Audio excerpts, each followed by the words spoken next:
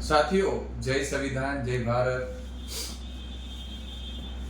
આવનારી તારીખ 21 ના ભારત બંધના કોલને લઈને મારે થોડી વાત કરવી છે. શા માટે ભારત બંધ એસસી એસટી સમુદાય દ્વારા પૂરા ભારત બંધનો કોલ આપવામાં આવેલો છે? ગઈ તારીખ 1 ના દિવસે માનનીય સુપ્રીમ કોર્ટ દ્વારા જે એક ચુકાદો આપવામાં આવેલો છે, જે ચુકાદાને લઈને પૂરા ભારતની અંદર એક હલનચલન ચાલુ થઈ ગઈ છે. જોકે 2-4 દિવસથી અમે પણ ખૂબ આ બાબતથી તર્ક કરતા હતા કે ખરેખર આ ચુકાદો શું કહેવા માંગે છે, જજમેન્ટ શું કહેવા માંગે છે. હાલ ક્યાંક ને ક્યાંક એસસી સમાજની અંદર અને એસટી સમાજની અંદર એસસી ને જ એસસી સામે લાવવા માટે, એસટી ને જ એસટી ને સામે લાવવા માટે અને બેમાંથી એક પણ પાસે કઈ જ ના રહે એ રીતની ક્યાંક ને ક્યાંક આ વાત થઈ રહી છે. પરિસ્થિતિનું એ નિર્માણ થવા જઈ રહ્યું છે કે જે ચુકાદો છે એ ચુકાદાની અંદર, જજમેન્ટની અંદર કોટામાં કોટો, મતલબ અનામતની અંદર અનામત આપવાની વાત થઈ રહી છે. તો ખરેખર ખૂબ સારી બાબત છે કે અમારા જ ભાઈઓ જે પસાદ છે, અમારા એસસી સમાજની અંદર અને એસટી સમાજની અંદર પસાદ છે, અમારો સમાજ છે, એના બાબતે વિચાર્યું એટલે અમને ખૂબ સારું લાગ્યું. પણ મારા થોડા પ્રશ્નો છે કે પૂરા ભારત અને પૂરા ગુજરાતની અંદર એસસી સમાજની અંદર અમારી ઘણી પેટા જ્ઞાતિઓ એવી છે અને એસટી સમાજની અંદર પણ ઘણી પેટા જ્ઞાતિઓ એવી જ્ઞાતિઓ છે જે જ્ઞાતિની પરિસ્થિતિનો એ નિર્માણ થયું છે કે ખરેખર એ લોકોની પરિસ્થિતિ ખૂબ ગંભીર છે. પણ આનાથી ઉપર જો થઈએ કે આ લોકોને આર્થિક રીતે ખરેખર જો આગળ લાવવામાં આવે તો શું કરવું જોઈએ? તો પૂરા ભારતની અંદર, પૂરા ગુજરાતની અંદર જે સફાઈ કામદારો છે એમને કોન્ટ્રાક્ટ યાની કે ઠેકેદાર પ્રથાથી એમના પાસે મજૂરી કરાવવામાં આવે છે, એમને કાયમી કરી દઈએ તો એમને આર્થિક સ્થિતિઓનો સુધારો થાય કે ના થાય? એને કાયમી કરી દેવા જોઈએ. એને કાયમી કરી દે, એને કાયમી ધોરણે નોકરી આપી દે એટલે કોઈ પ્રોબ્લેમ ના રહે. સાથે સાથે સફાઈ મજદૂરો છે એ મજદૂરોને અવારનવાર પૂરી ટેકનોલોજી ન હોવાના કારણે કેટલા મજદૂરોના ગટરોની અંદર મોત થાય છે, કેટલા. આ બાબતે અવારનવાર આંદોલનો થયા. જોઈએ એવી ટેકનોલોજી, જોઈએ એવા કીટો એમને આપવામાં આવી નથી. કાયમી ધોરણે એમની નોકરીઓ કરવામાં નથી આવી. પૂરા ભારતની અંદર કેટલા સફાઈ કર્મચારીઓ છે જે ઠેકેદાર પ્રથા ઉપર મતલબ કોન્ટ્રાક્ટ સિસ્ટમથી એના પર એની પાસે કામ કરાવી રહ્યા છે.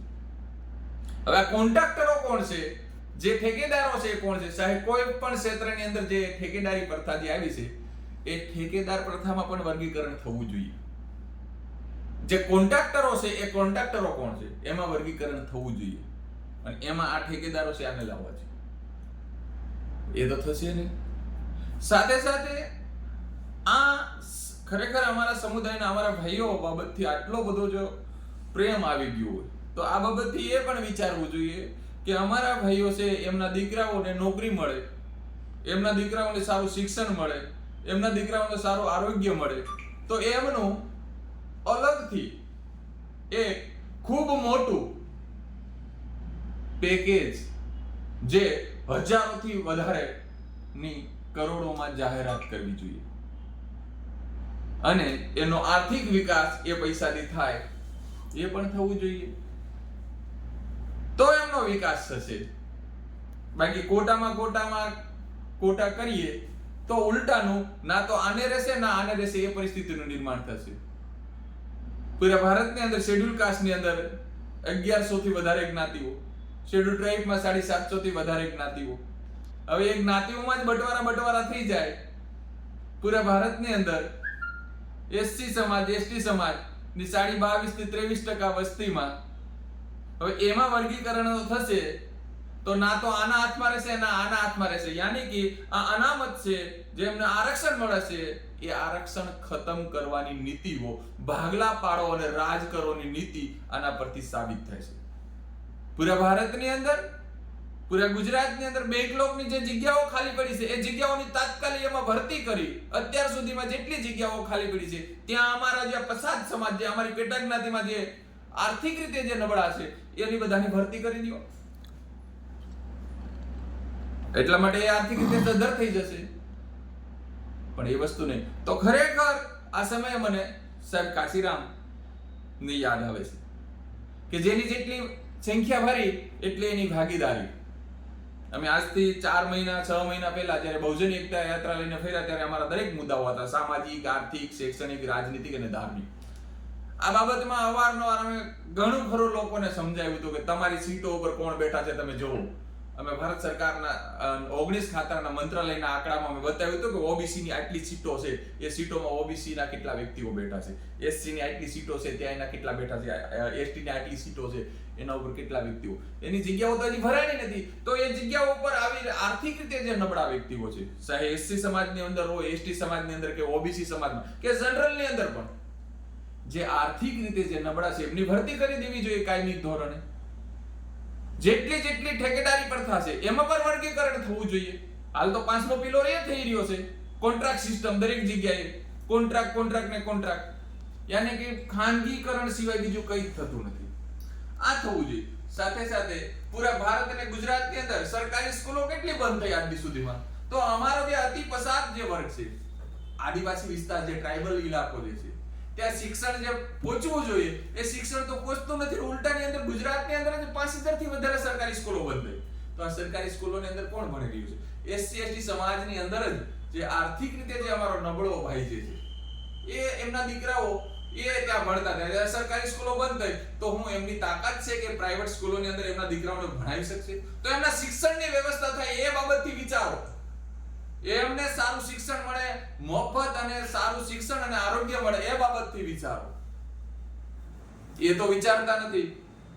તો પૂરા ભારત અને પૂરા ગુજરાતના લોકોને ખાસ વિનંતી કરી રહ્યો છું, આવતીકાલનો જે બંધનો કોલ છે, બંધના કોલની અંદર એસસી એસટી સમુદાયના વ્યક્તિઓને ખાસ વિનંતી કરી રહ્યો છું કે આપણે જાતિ આધારિત વસ્તી ગણતરીની માંગણી કરીએ, મહામહિમ રાષ્ટ્રપતિને આવેદન મોકલીએ. જાતિ આધારિત વસ્તી ગણતરી થવી જોઈએ. સાથે સાથે જેની જેટલી સંખ્યા ભારી એટલી એની ભાગીદારી થઈ જવી જોઈએ. સમતામૂલક સમાજની સ્થાપના થવી જોઈએ. એક વર્ગને બીજા વર્ગની સામે લાવવાની જે વર્ગ વિગ્રહ કરવાની જે નીતિઓ છે, જે કૂટનીતિઓ કોણ ચલાવી રહ્યા છે એવા વ્યક્તિઓને ઓળખવા જોઈએ. તો આવતીકાલનું બંધ છે એ બંધની અંદર તર્ક, બુદ્ધિ અને વિવેકથી એસસી સમાજની અંદર પણ દરેક જ્ઞાતિઓને વિનંતી કરી રહ્યા છે. ક્યાંક ને ક્યાંક આપણે સામે લાવવાના જે પ્રયાસો છે એમાં કોઈની વાતોમાં નહીં આવી જતા. એસટી સમાજની અંદર પણ દરેક વર્ગના વ્યક્તિઓને કહી રહ્યો છું કે આપણે ખાસ તર્ક અને બુદ્ધિ અને વિવેકથી અત્યારે હાલવાનો સમય છે. આવતીકાલનું બંધ છે એ મજબૂતાઈથી સફળ બનાવીએ, સંવિધાન હાથમાં ન લઈએ, પણ ખાસ ધ્યાન રાખજો કે હવે સમય એ આવી ગયો છે કે ડોક્ટર બાબા સાહેબ આંબેડકર કે અવારનવાર એમના દરેક પ્રવચનોમાં કહે છે કે આ દેશની અંદર કોઈ લૂલો લંગડો બનાવ્યો હોય તો એ જ્ઞાતિ હોય. આ એક એવી વ્યવસ્થા છે કે જે વ્યવસ્થાની અંદર એકને ઊંચો, એકને નીચો, એકને ઊંચો, એકને નીચોની જે વ્યવસ્થા છે, જે વ્યવસ્થાએ મારા દેશને કચડી નાખ્યો છે. એટલા માટે જ બાબા સાહેબે પ્રબુદ્ધ ભારત યાની કે સમતામૂલક સમાજની જે સ્થાપના થઈ એ માટે બાબા સાહેબે બુદ્ધ ધમ્મનો માર્ગ અપનાવ્યો હતો. એટલે બાબા સાહેબે કીધેલા એક શબ્દ છે, સોનાની લકીર છે. આવનારા સમયની અંદર પણ આ દેશની અંદરથી જો આ વર્ગ વિગ્રહ ન થાય, આ દેશની અંદરથી ખરેખર જાતિવાદ નષ્ટ નાબૂદ કરવું હશે તો તથાગત બુદ્ધનો માર્ગ છે આ દેશને ફરીથી અપનાવવો પડશે. એ હાલની આ પરિસ્થિતિ જે ઊભી થઈ એના પરથી સાબિત થાય છે. ક્યાંક ને ક્યાંક ફરીથી ભાગલા પાડો અને રાજ કરવાની જે નીતિ હતી, અત્યાર સુધી અનેક બીજા મુદ્દાઓ ચાલતા હતા, ધર્મના મુદ્દાઓ ચાલતા હતા. એ ધર્મના મુદ્દાઓ છે ત્યાંથી ધ્યાન ભટકાવી અને હાલ એસસી એસટી સમુદાયની જે એકતા જે આલી હતી, ખાસ કરીને અત્યારે ટ્રાઇબલ ઇલાકો પણ ખૂબ જાગૃત થઈ ગયો. એ પણ એના અલગ પોતાના અધિકારો છે એની માંગણી કરવા માંડ્યો. દલિત સમાજ છે પણ જાગૃત થઈ ગયો, ઓબીસી સમાજ પણ જાગૃત થઈ ગયો. તો ફરીથી આપણી અંદર જે એકતા છે, એકતાને તોડવા માટેના અનેક પ્રયાસો થઈ રહ્યા છે. તો આ પ્રયાસોમાં ખરેખર એ સફળ ન થાય એ આમાં થોડું વિચારજો.